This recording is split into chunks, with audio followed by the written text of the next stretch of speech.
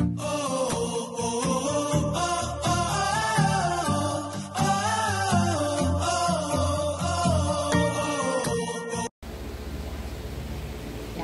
mga ka-joiners, ngayon ay April 9 at ngayon ay hahandaan natin si Inay ng kanyang birthday. Advance natin si Inay dahil sa kondisyon ng nanay ko na mahina na siya ngayon. April 13 pa ang tunay na birthday niya, kaso nga lang dahil nga mahina ang pakiramdam niya, in-advance na namin, sabi namin magkakapatid, i-advance na natin. Malay mo isang himala lumakas, ganun. Pero boundary naman na dahil 94 na. Pero syempre, nanay mo yun. Kaya, ayun, napag-desisyon na namin na maghanda kami, kanya-kanya kami ng dala ngayon, April 9. May padasal dahil yearly naman yun sa mga nakakakilala sa nanay ko. Laging hinahandaan yun talaga taon-taon. Hindi po pwedeng lilipas ang birthday ng walang handa. Kaya ngayon ay advance ang kanyang birthday. Hindi na siya kasi nakakagalaw, nakahiga na lamang. Malay mo, sana lumakas pa, pero kung hindi, at least kung ano man ang mangyari, nakapag-celebrate pa siya ng 94th birthday. Let's go, magluluto tayo ng kalderetang sa akin at saka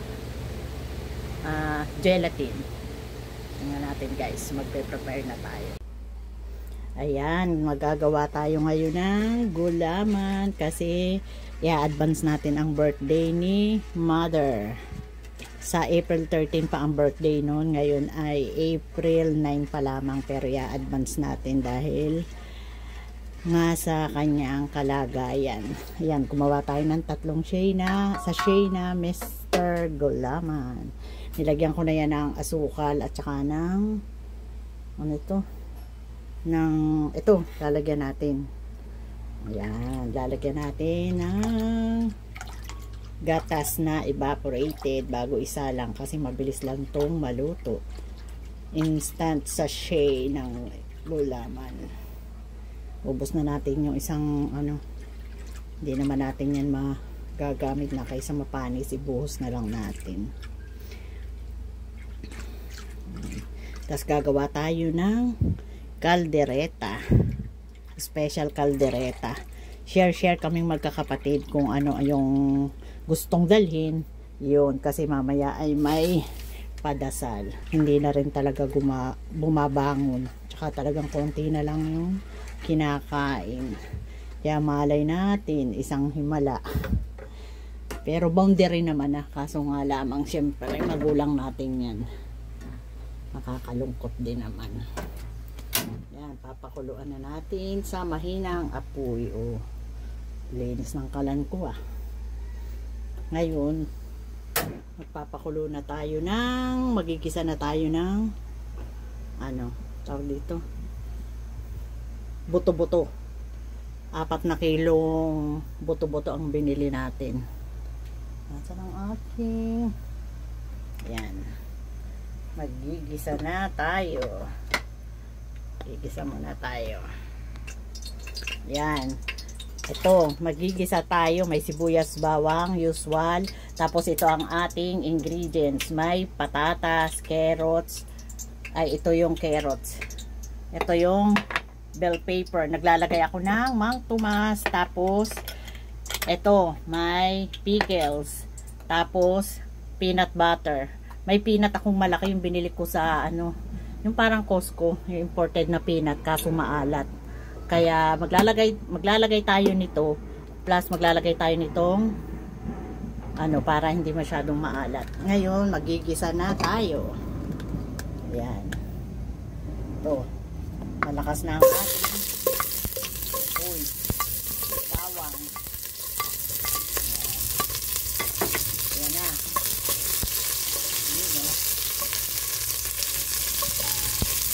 Haluin natin ang ating natutunan na, hinaan natin ang apoy. Tapos lalagay na natin ang ating buto-buto. Kailangan hindi sunog ang bawang para hindi mapait. Ayan.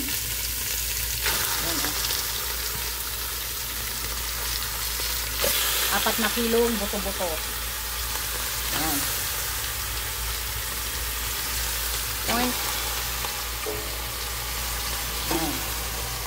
Parang maliit ang ating lalagyan ah.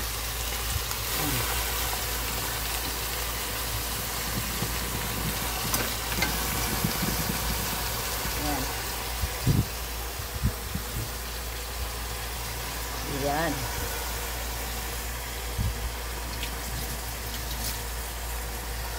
Haluin natin.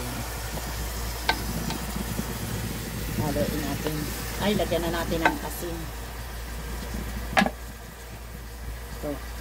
Lalagyan natin ng asin habang sinasangkot siya natin. Asin. Malinis ang kamay ko guys ha. Sabihin nyo, kinamay na lang ni Ka-Joiners ko niya. Malinis yan. Naghugas tayo ng gulay eh. Yan. Yan na natin yan. Masasangkot siya natin. Tsaka natin lalakasan ang apoy. Ayan. Takpan natin. Para mabilis siyang masangkot siya. Ayan. Wait lang. Antayin natin na masangkot siya yan.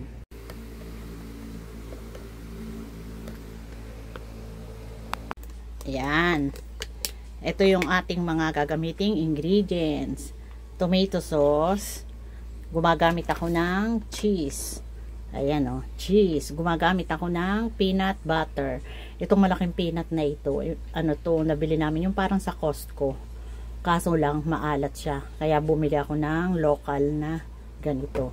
Tapos naglalagay din ako ng Mang Tomas.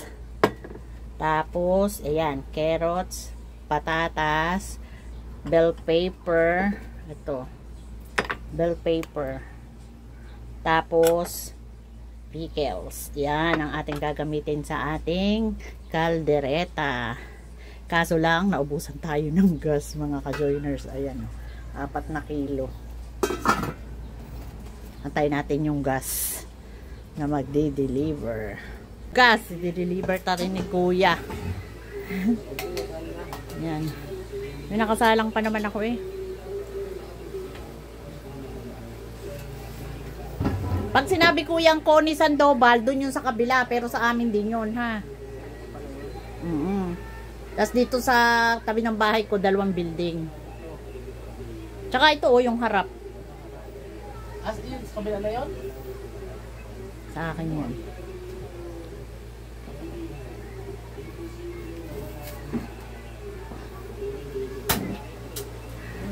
Yan, meron na.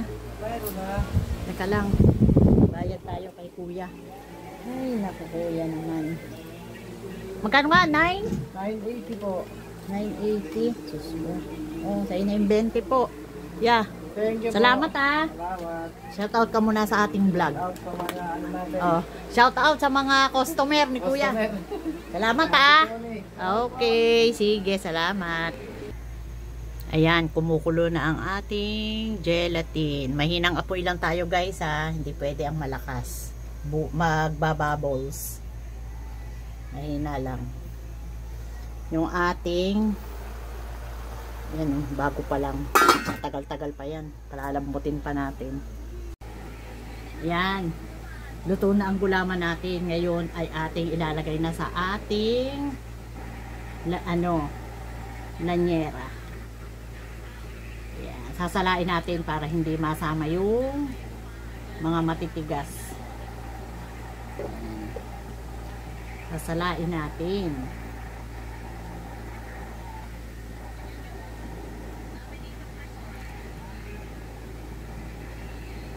Sasalain natin.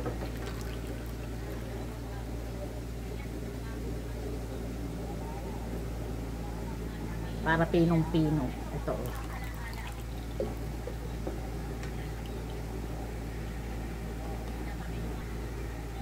Ba, marami pala. 4 na na tray. Punong-puno pa to ha, punong-puno. Kakapalan na natin. Oh.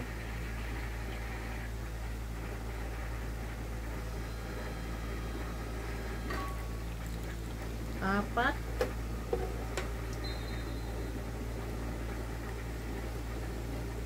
Kulang pa. Kukuha tayo ng lalagyan. Kukuha tayo ng lalagyan. kulang pa tayo. Patay ng lalagyan. Ito, lalagyan natin.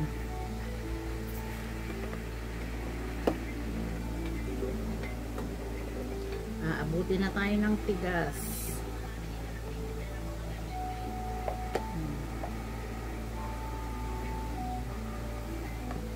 Lagyan na natin.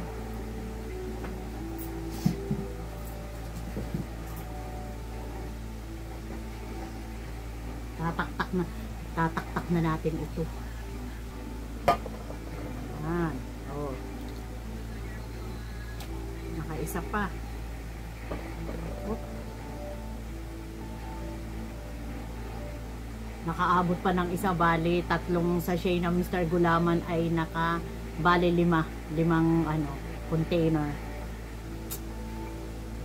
Ayos na ito, puro may puro may diabetes naman ang kakain, kaya tama na ito, baka masobrahan yari tayo.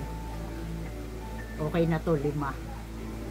Meron din naman silang dala, may mga kung ano-ano pa, ewan ko. Mamaya tingnan natin, bababa tayo mamaya pagtapos natin magluto. Okay, maghuhugas muna tayo guys ng pinaggamitan natin. Yan, inilagay na natin ang potato para kasabay na sa pagpapalambot, pati ang carrots kasi medyo matagal-tagal itong palambutin. Kaya sabay-sabayin na natin yan. Yan muna para para ma-steam siya. Ay lalagyan na natin ng paminta para magkameron na siya ng lasa. Ayan, titimplahin na natin. Naglalagay ako ng magic sarap.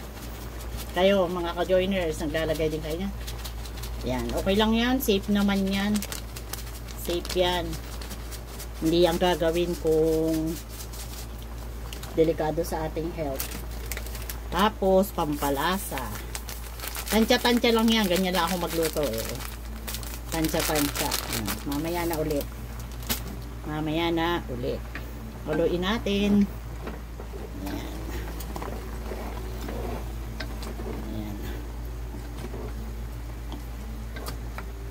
Haluin natin yung ilalim para lumambot din yung nasa ibabaw, para pati yung gulay.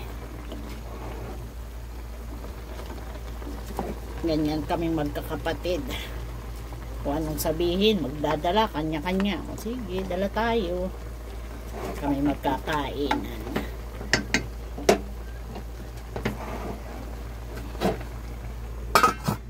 Takpan natin muna.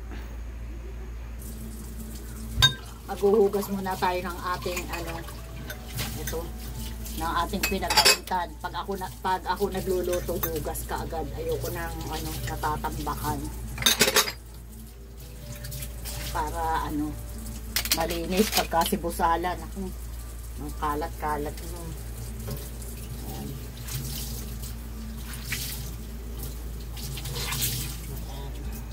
Lalambutin lang natin yung ating buto-buto. Ayan yung ating gulaman. Nakalima tayong container. Patitigasin na natin yan para sakto mamaya 4:00 pa naman ang dasal. May padasal kasi Ayos na yan. Sakto na yan mamaya. Matigas na yan. Maglalagay na tayo ng liver spread. Ito. Liver spread. Yan. Lalagay muna tayo. Wait lang ha.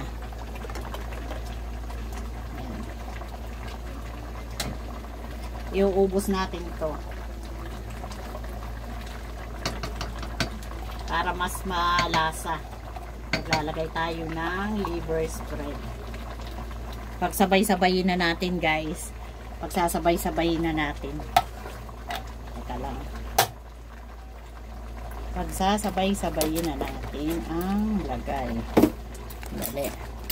Lalagyan, ito ang nakakasarap. Parang maglasa ang lechon. Ito Mang Tomas. Yung iba hindi naglalagay ng ganito. Pero try nyo to. Maglalasang lechon. Kagaya nung last na niluto natin. Tansya-tansya lang. Tapos ilalagay na rin natin ang pickle relish na ganito lang kaliit para hindi masyadong maasim. Pickles. Kasi pag masyadong marami, aasim. Sakto na yung ganito lang kaliit. Ayan, oh.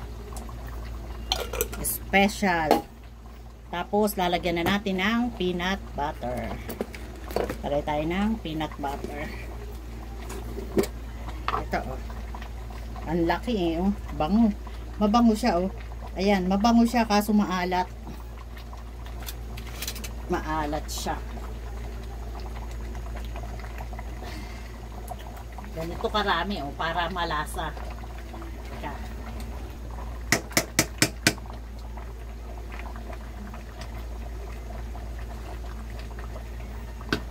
Tatry muna natin kung okay itong lasa na to ng peanut na ito. Kung masyadong maalat, gagamitin pa natin yung isa nating peanut. Yung pinakita ko sa inyo kanina. Haluin natin para humalo yung lasa. Tapos mamaya naman yung keso. Ayan. Ayan. Ito na. Ayan. Tinahon ko muna yung ibang mga gulay kasi ano tawag dito, madudurong. Eh malambot na kaya inahon ko muna. Mamaya na ulit natin ilalagay. Wow. Creamy. Tapos lalagyan natin ng cheese. Ito, oh. Ayan. Ito, oh. Wow.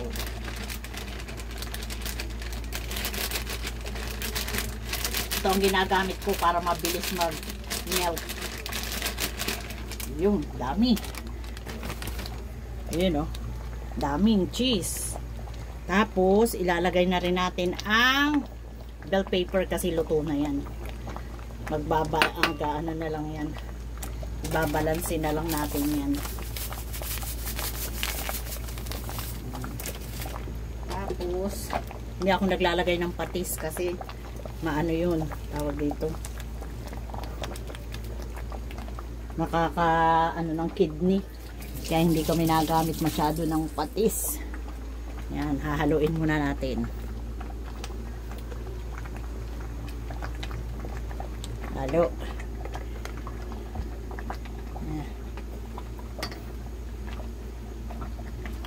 Yan. Wow. Maganda yung kaldero ko kasi, oh. Buo yung init.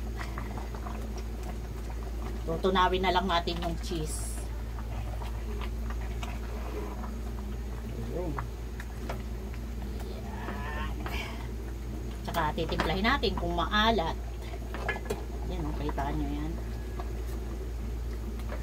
Yun. Isin natin, sayang yung mga ingredients na nasa kaldero.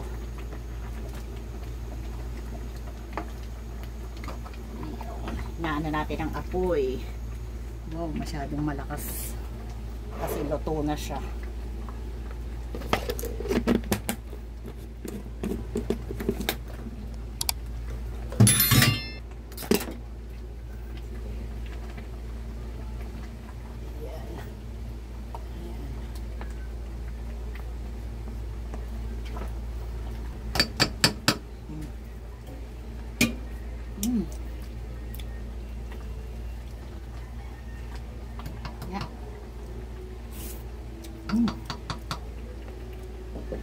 Ayos na. Lagyan na natin ang gulay. Yan. Inahon natin yan kanina kasi ma-overcook. Ayos na. Yan. Ayos na yan. Papatay na natin yung apoy. Yan. Okay na. Okay na yan. Luto na. Maya-maya tayo bababa. Oh, 'di ba? Oh, ayos na. Luto na ang ating kaldereta. Yan, tatakpan muna natin. Okay na 'yan. Hanggang dito na lang po muna ang ating vlogs. Maraming salamat po sa pagsama sa aking pagluluto ng kaldereta. At huwag po kalimutan mag-subscribe sa aming channel, Ka Jeners Vlog, at isama nyo na rin ang Boss Alan Vlog. At huwag kakalimutan magpasalamat dahil everyday is a blessing. Please like and share, comment down below. Please click the notification bell for more updates sa aming YouTube channel. Every 12 noon po ang upload ng aming video para lagi po kayong updated. Maraming salamat po. Bye!